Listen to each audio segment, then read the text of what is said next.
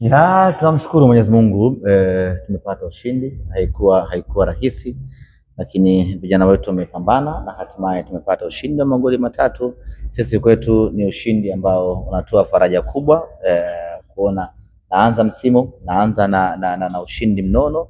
Hii maana yake inatoa ishara ya kwamba msimu huu utakuwa ni msimu bora sana kwa upande wetu. Kuna baadhi ya mashabiki wameonekana kutofurahishwa na ushindi wa leo, wakisema kwamba ushindi ni mdogo, alikuwa anategemea zaidi ya goli 3. Unawaambia nini mashabiki? Ni ngumu kumridhisha kila mtu, lakini sisi kama klabu tumeridhika na kile ambacho tumekipata. Pengine kila mtu alikuja na matokeo yake. Unajua kwa mwingine anajua leo tunakwenda kushinda goli 10. Kwa hiyo zikifungwa hata 9 kwake bado anakuwa haridhiki. Sasa ni ngumu kumridhisha kila mtu. Sisi tunachoangalia ni kwamba timu imepata ushindi na tulikuja hapa kutafuta ushindi. Inawezekana tuliwachukulia poa sana Fountain kwa sababu ya changamoto walizokuwa nazo, mara sio wajala, mara sio wamekuja wana njaa, mara sio kwa chache. Lakini kwenye mpira wa miguu timu inapokuwa na changamoto za namna hiyo inakuwa makini zaidi na inakuwa bora zaidi kwenye kusimamia mipango na mikakati yao.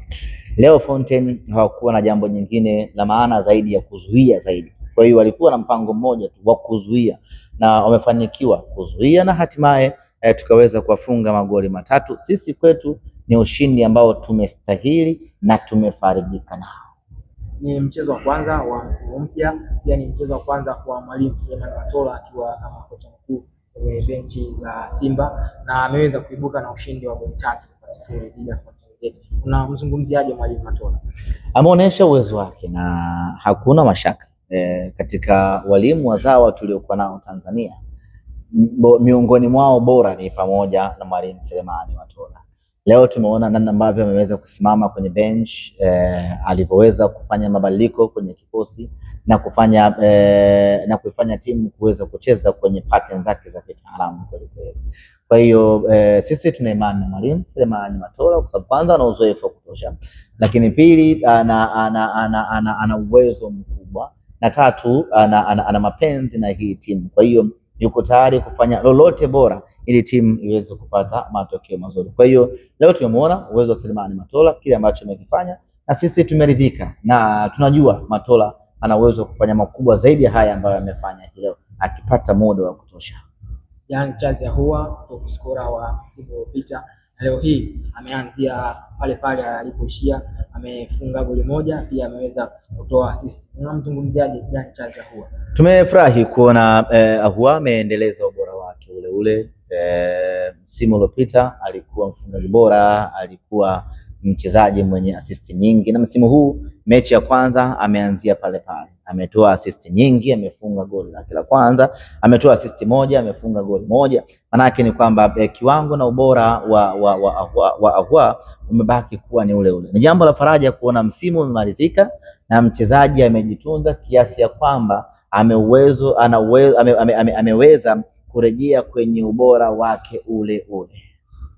Wakati mchezo ukiwa unaendelea, goli la 3 lilifungwa na Jonathan Soa. Mashabiki walionekana wakishangilia zaidi kuliko hata yale magoli 2 ambayo aliweza kufungwa. Nini hasa ambacho mashabiki kilipelekea wao kushangilia zaidi kuliko magoli mengine? Sijui, lakini tulihitaji sana hii leo Soa aweze kufunga kwa sababu ndio mshambuliaji kinara wa Simba Sports Club. Na usajili wake umekuwa na maneno mengi kwa watu ambao hawamtakii mema Simba na watu hawamtakii mema Soa. Kwa hiyo leo kufunga kwake ilikuwa ni muhimu sana, ili kwanza kupata confidence yake. Huo ni mshambuliaji ambaye msimu uliopita alifunga magoli 13. Kwa hiyo anatakiwa kufunga magoli zaidi ya aliyofunga msimu uliopita. Na anafunga wapi? Kwenye mechi kama hii. Ndio maana unaona watu walifurahi kwa sababu kufunga kwake leo kuna mfungulia na kumuongezea confidence. Amefunga, wana Simba wamefurahi kwa sababu tunaamini goli la leo linakwenda kutengeneza magoli mengi zaidi ya msimu huu.